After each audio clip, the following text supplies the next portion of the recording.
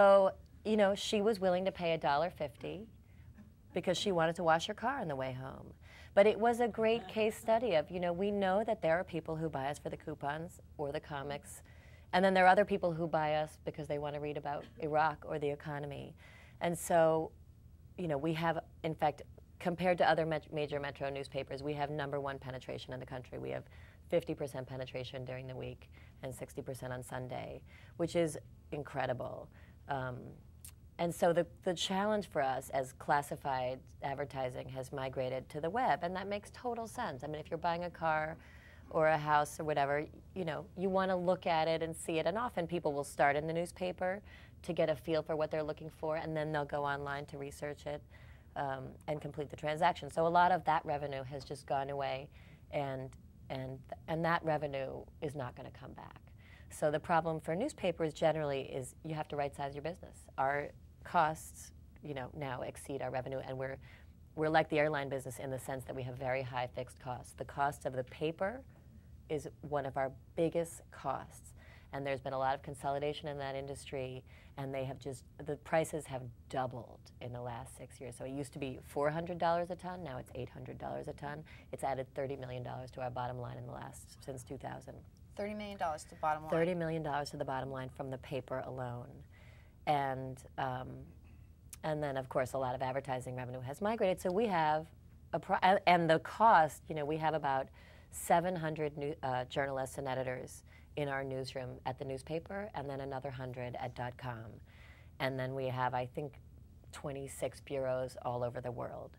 And Baghdad alone, Baghdad is $1 million a year, mostly because of the security, you know, to protect our journalists, and we care very, very much about protecting them.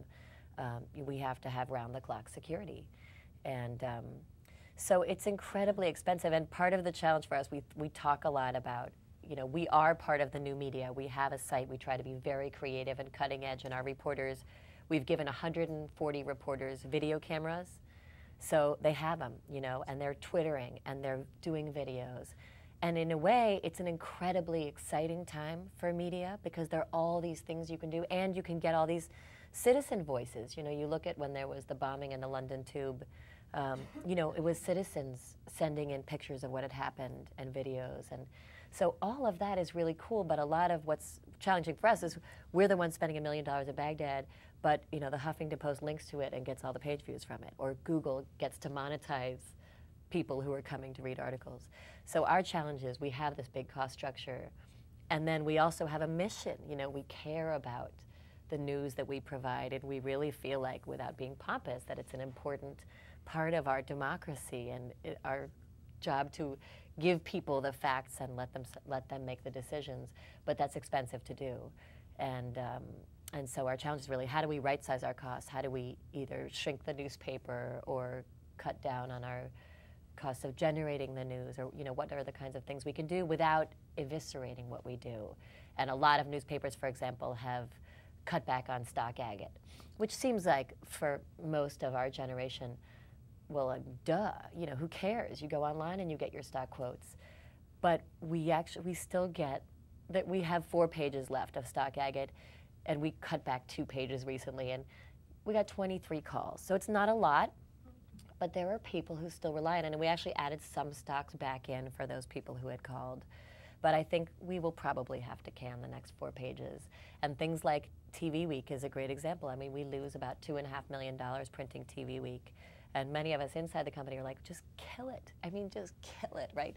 But all of our research shows that there is still a significant population out there that not only relies on it, people have, because it would be cheaper for us to make it bigger, but there are people who say they have a place on their coffee table. You know, they don't want it bigger.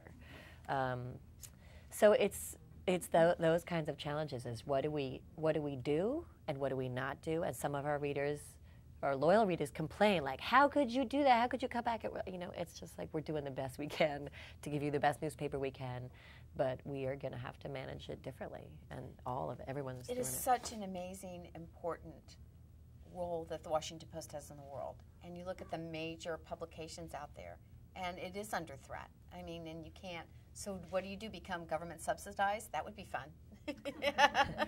The British newspapers are, and we're all joking that everyone's getting a handout. We should get in line. Yeah. But it would be sort of shocking in the U.S. You know, it's sort of the idea that you're subsidized by the very government that you're here to criticize. Although I was just over in London, and I went and saw a bunch of the newspapers over there, and they're just a totally different model. And for those of you who've traveled, you've seen it. I mean, they're just openly political. They're openly liberal or conservative. They're very cheeky. Rupert Murdoch's The Sun has, you know, essentially a nude woman on page 3 every day to drive Cirque. And I was thinking, like, well, that would be good. It would drive Cirque, and we'd probably get a lot of, you know, young readers that everybody likes, the young males anyway. But it would be so shocking. I mean, I get so many complaints about, you know, some of the erectile dysfunction ads we run.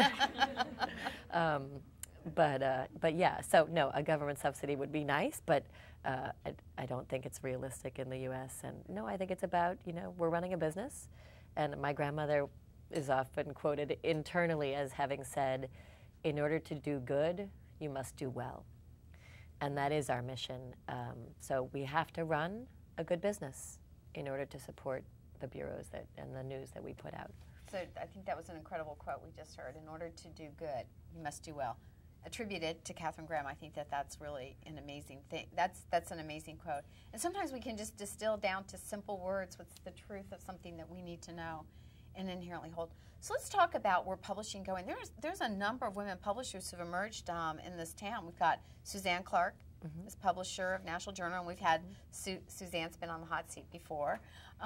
We have you, the publisher, Washingtonian, and we have Sherry Muller, who's the editor. Sherry, raise your hand, of Capital File, has joined us today.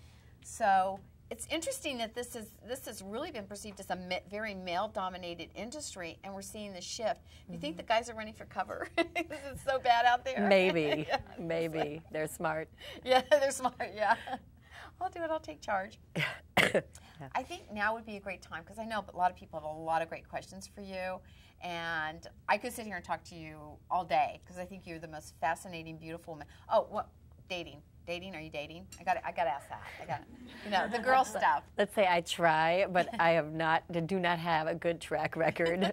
So I have a committee of girlfriends, and they've agreed that one of my girlfriends that is my running partner, she said, Catherine, I don't understand it. She's like, at work, you have the best instincts about people, but the men you date, she's like, you have the worst instincts.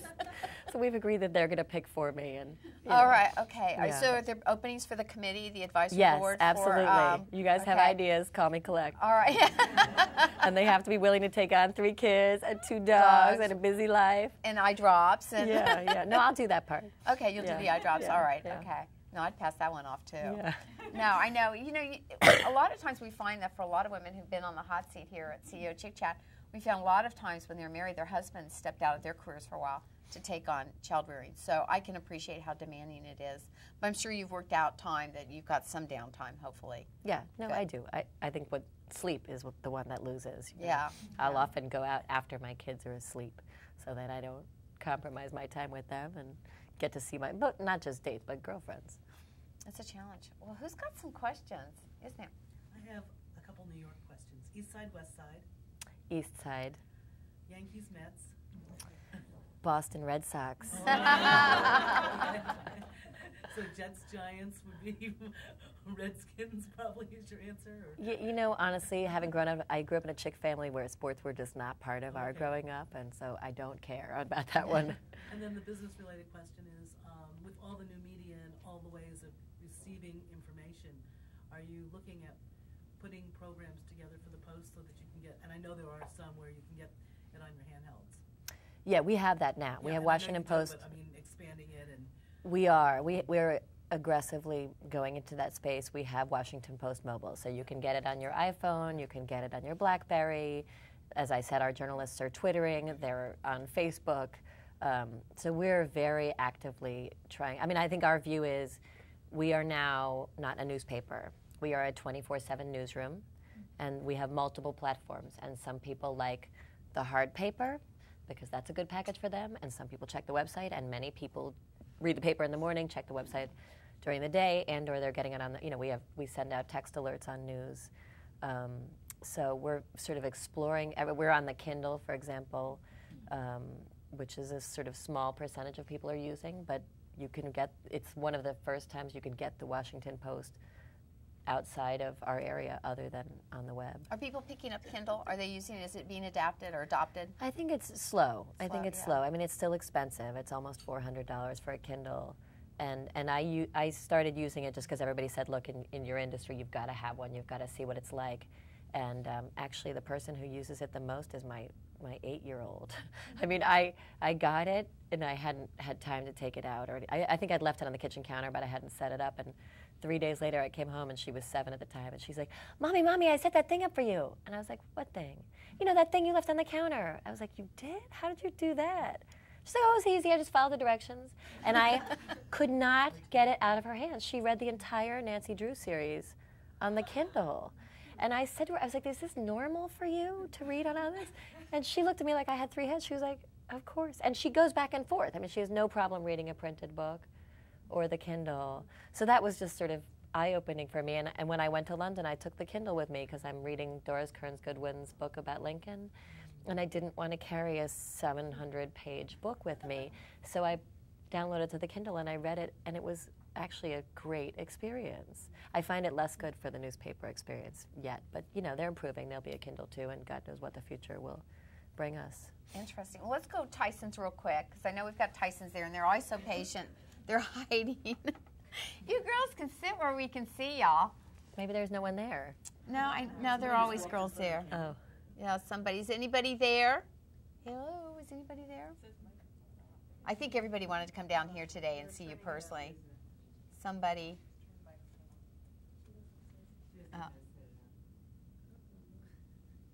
All right. Okay, well, let's go to a question here. We'll come back to another question here, and we'll come back. All right, yes? Catherine, I'm British. You know, I live here now, but I grew up in London, and you spoke about the British media being subsidised by the government. Yeah. But as you know, the BBC, even though they're subsidised, they still go after people relentlessly. You sit atop a newspaper empire which has an incredible history. The Washington Post unseated Nixon. How do you feel that the press has gone after George Bush in the last 8 years? Have they gone after him enough? Have they hidden? Because as a Brit, it's strange for me to live here and watch huge media empires who were owned by political figures keeping quiet about a lot of this stuff. Yeah. And it's hard to tell you're from Britain. Yeah. Yeah, I mean, I think that's a fair question. I think the media broadly got roundly criticized for not exploring the weapons of mass destruction claims that the government was making prior to our entry into Iraq. And I think those were good questions to ask, and we all sort of went back to the drawing table and re-examined what we had done, and should we have been asking different questions? Should we have been probing it more? And I think we probably agreed that, yeah, we should have. We shouldn't have accepted those claims the way we did. But I think, I mean, generally speaking, it is true that the media tends to be liberal. You know, you end up having a lot of young journalists, and many of the people who choose to go into that career are people who challenge authority. So it's like a storm over there. Yeah, So I think we've tried. I think we've tried very hard to go after the Bush administration in the same way that we would go after any administration. But we, you know, over here we try very hard to not be partisan and to both report things that are factual, and then in our editorial pages to make clear our views. But I think you guys have done great. What about the rest of the media? Hard to say. I mean, the rest of the media is so broad, right? I mean, I think TV serves a very different function. And a lot of newspapers around the country are really suffering and have been suffering for a while, so they don't have the resources that we have, and they've been cutting back aggressively. And many people, for example, even now, have pulled out of Baghdad altogether because it's too expensive, and they sort of feel like that story is going over, and they're moving their resources to Afghanistan and whatnot. And I focus so much on the Post, to be honest. So I look at the Times and the Wall Street Journal, but I don't read a lot of other media. Do you guys as publishers get together and have your own conference or anything? Yes. You do? Yes. Seriously? Oh, absolutely. I mean, I think the nice thing about our industry is that for the most part, we don't compete against each other because we're in different cities. So we have always shared ideas at all levels of the company. The advertising guys get together and say, hey, what's working in your market? Oh, good. I mean, in fact, the Fashion Washington that we just launched the glossy tab, I hope you guys all saw, was not our idea at all. You know, Houston, I think, may have started it, and Boston has. I mean, all these other markets did it, and they were like, hey, this thing is great. You got to do one. And we're like, cool, thank you. So we steal ideas from each other all the time. And yes, there's a publisher group, and we get together and share ideas and, you know, miseries and laugh and cry, and, you know, so it's helpful. It sounds like we're back on Tyson's. Does Tyson's have a question? And make sure after you ask a question, you kind of turn off your mic, because it sounds like y'all have got a train going through there sometimes. Now you know what it's like for us. All right. Thank you, Sally. We're happy just to listen. Okay, no questions? Not right now. Okay, turn off your mic. Thank you. Let me go over here. Yes, ma'am. You mentioned that you're looking to right-size your costs, but do you see entirely transforming your model? Because, and I realize you've evolved the model to a lot of different platforms, et cetera.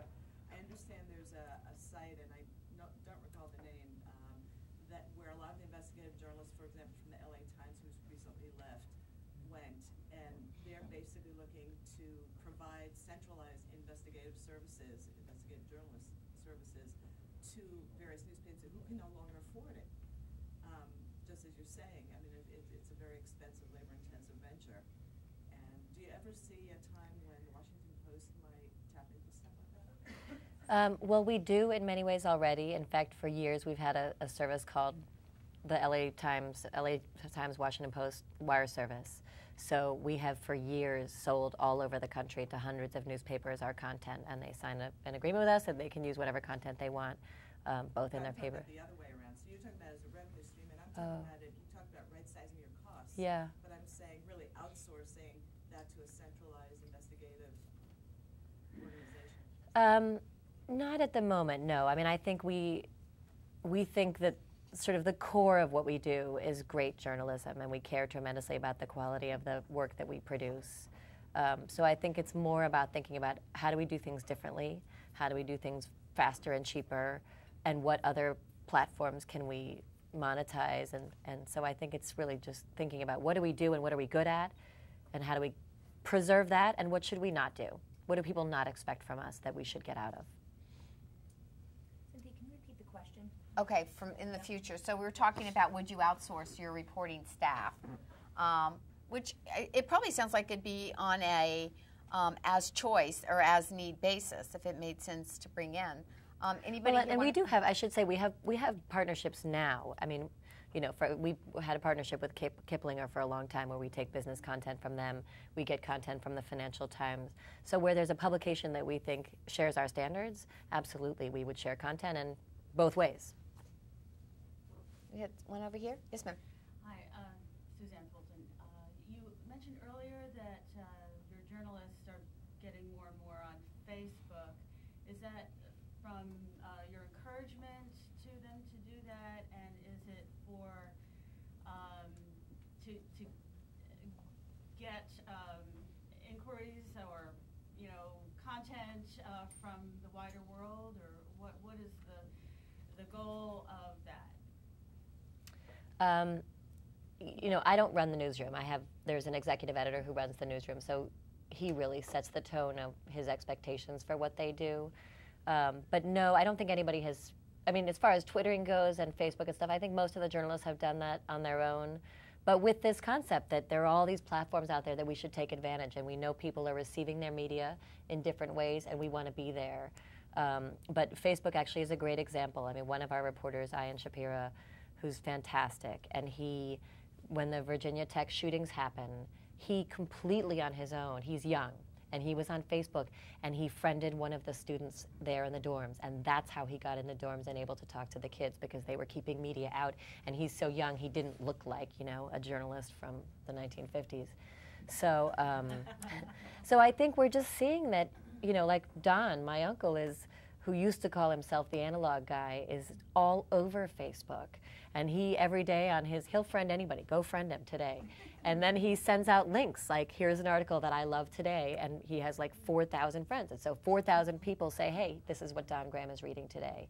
So I think we're just discovering that it's a whole wild world out there. And we want to experiment, and some of these things may work, and some of them may not.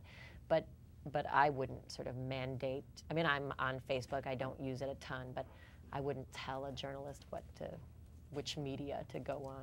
One of the things that's really fascinating, and I think as you look to future trends, and I used to run an ISP, an Internet Service Provider company in IT, one of the things that's intriguing about that is what's happening on the fringe. It's not so much that you're in a traditional base, but it's how people who are younger are adapting and adopting technology they see emerging, and that's very telling. So if you have somebody's out there who's smart and kind of says, watch what they're doing, it will tell you, and how it trickles up and trickles back down. How many people have a Facebook account?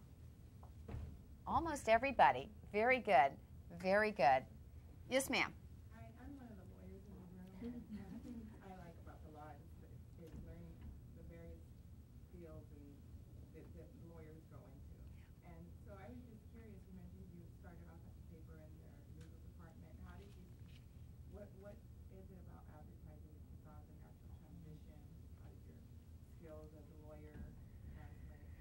And the question was, just to repeat so it gets on tape, is the fact that we have a lawyer in the room who wanted to know how she transitioned from law into the advertising sector and how she saw that. It's a good question. I mean, I think partly because I was a member of the family, I had an unfair advantage, but actually it came about sort of randomly. The vice president of advertising at the time called me up and said, we have an opening and I think you'd be a great fit for it. And it was a bridge between print and online because, like many other companies, I think we had sort of the mothership, the newspaper, and then we had created separately across the river in Arlington the .com entity, and there are two very different cultures, and there was a reasonable amount of tension.